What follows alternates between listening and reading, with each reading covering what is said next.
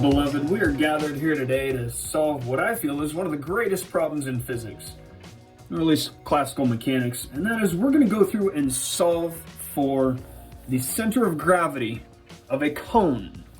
And we're going to work out the center of gravity along this tall axis here, or we could call this the z-axis, or we could say it's along the height.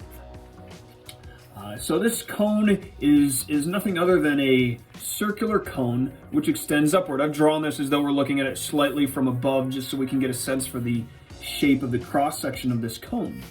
Now this cone has some height h and some radius r, and what I want to go through and do is work out exactly where is that center of gravity going to lie along this cone as a function of those variables. Now we're also going to interject into this the mass of this cone. I'm just going to say the cone has a mass of m. But that actually isn't needed in order to solve this problem. But I want to do this using physics and properly look at this as though we're going through and solving center of gravity. If we take mass out of this, we start to look at something more like a centroid, which is a bit mathy. I don't want to play that game.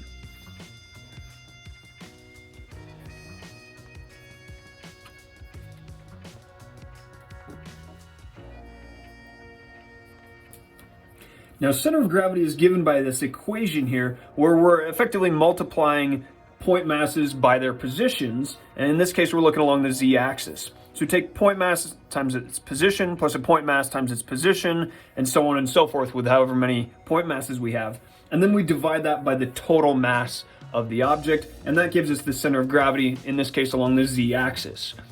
Now, the issue is, we have just one big chunk of mass, and the real big issue is, that mass is distributed over a whole bunch of different positions. You can see there's some mass down here at a small value for z, or there's some mass up here at a larger value for z.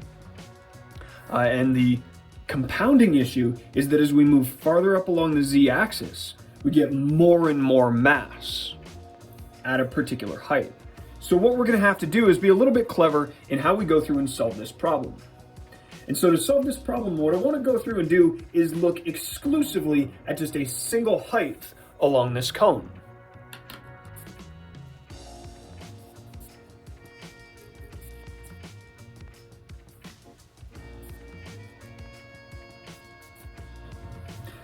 So what I want to do is look at a disc or a slice of this cone at a particular height. Now this height is not the total height of the cone. This could be any height h along the z-axis here, between 0 and the maximum height, capital H, of this cone. So I'm just going to call this little h. It's smaller than big H, duh.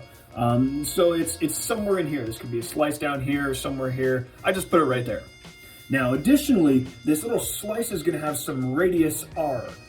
This little radius r, obviously it's smaller than the big radius r, which is the radius at the top of the cone. So a smaller slice down lower on this cone is going to be smaller than a slice at the top.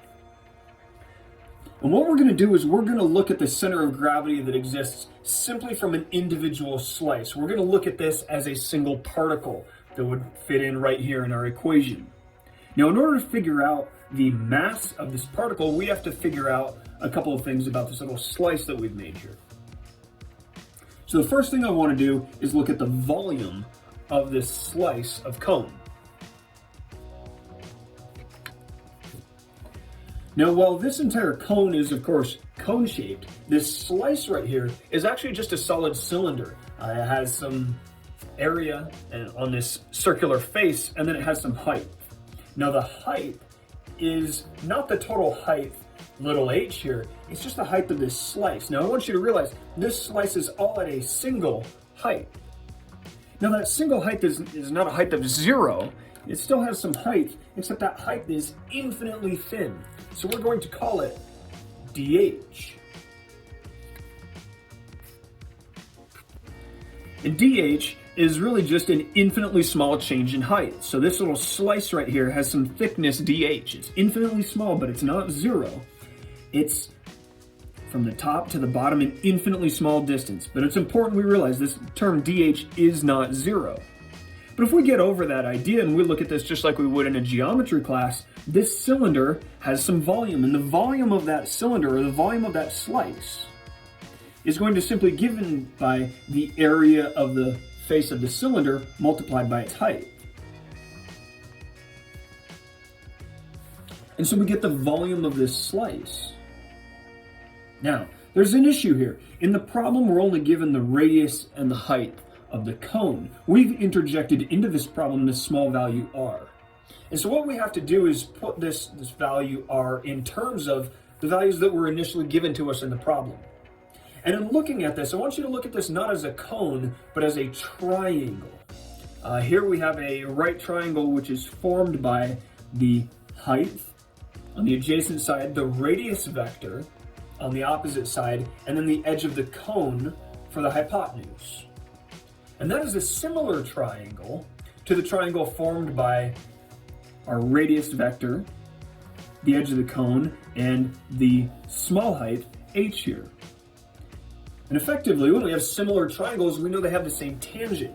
And that means that the tangent, that is r over h, is going to be equal to the value capital R over capital H. And so from this, we can come up with an expression for little r, the radius of our slice, which we've put in the middle of this cone, as a function of the values that have been given to us in the problem, capital R and capital H. So we can rewrite the volume of a slice as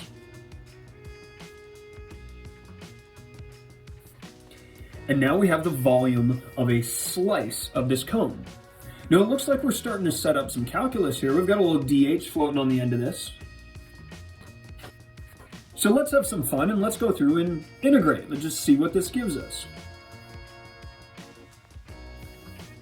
Now I want you to realize this volume of this slice, it's not the total volume of this cone. It's an infinitely small little piece of the total volume. And so I don't want to call this v. Let's call this dv. And let's go through and integrate all of our dv's, or infinitely small little slices of cone. Now, I want to integrate these, but I don't want to integrate them on forever or just come up with some ethereal function. What I want to do is I want to look at all of our slices from a height of 0 all the way up to a height of capital H. That means I'm going to be looking at the definite integral evaluated from 0 to capital H. Now realize we're integrating with respect to h. And so I've got h here, and then this pi r squared over capital H. Those are just constants. So I'm going to pull those out front and integrate.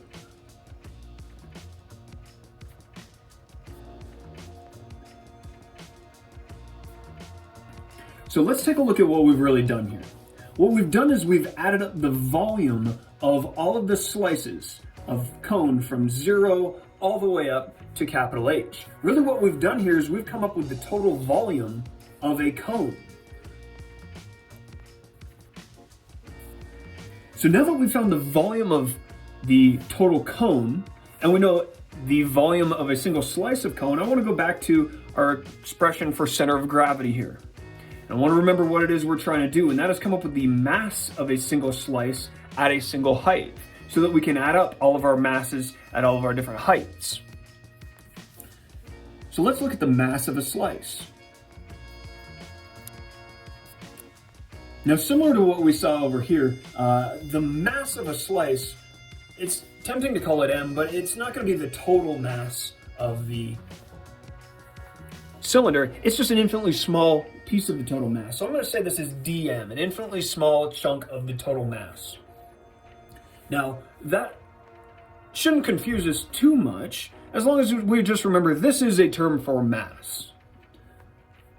So this mass, we can relate to volume through density. So let's go through and say the mass of a slice is going to be the density multiplied by the volume of a slice. And that's not v, the total volume, that's dv, just the volume of an infinitely small slice. All right, mass is equal to density times volume. That's all this is showing. So we need an expression for the density of this material. Now we know the volume of the material and we know the total mass of the material. That's why I interjected this mass m into the problem here. You'll find that cancels out though in a little while. But our density is going to be mass over volume.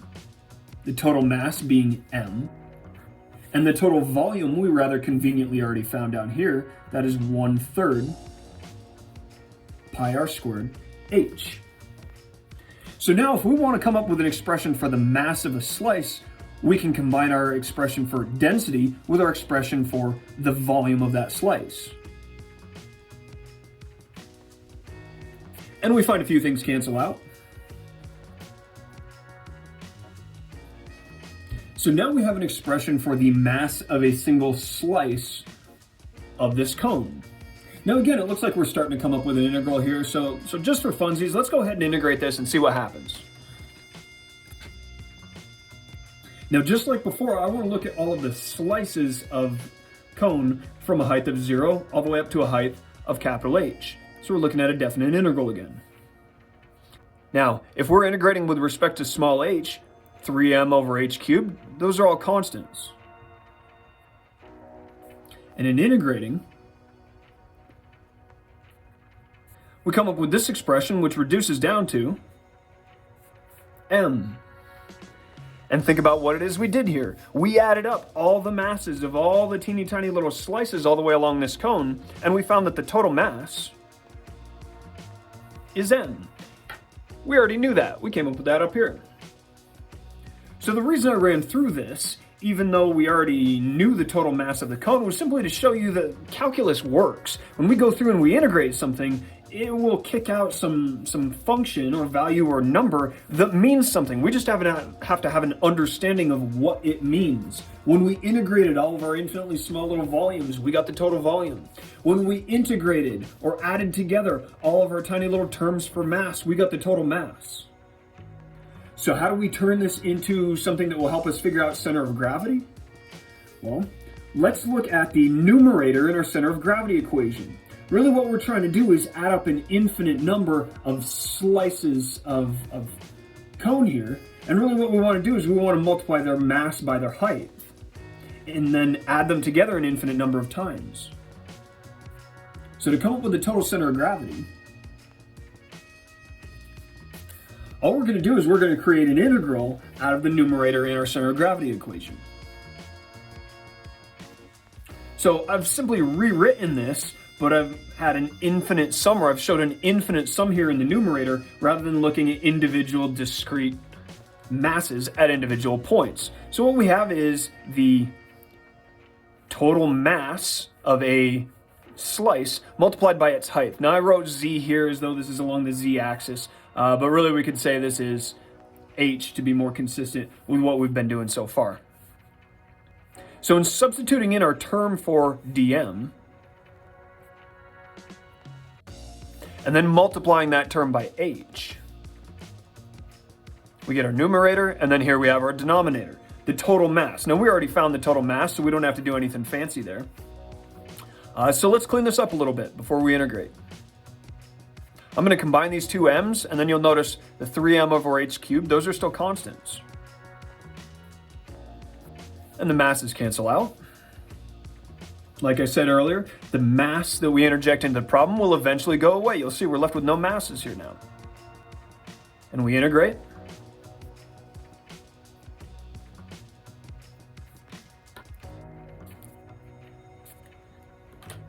And we find that the center of gravity along the z-axis is 3/4 the height of our cone. Sort of interesting in all of this that you'll notice the mass canceled out, and actually the radius canceled out as well. It doesn't matter if this is a fat cone that comes out real wide or if this is a really skinny cone. The only thing that matters when coming up with the center of gravity of a cone is the height of that cone. Now realize this height is measured from the pointy end right here. We said this was a height of 0, and so if we were to look along this cone, that would put the center of gravity somewhere right about there. So what we've done here is we've managed to take a look at the center of gravity of an object when the mass is not uniformly distributed along the length or height of that object. We've applied calculus to do that, and that is the center of gravity of a cone, and that's all for now.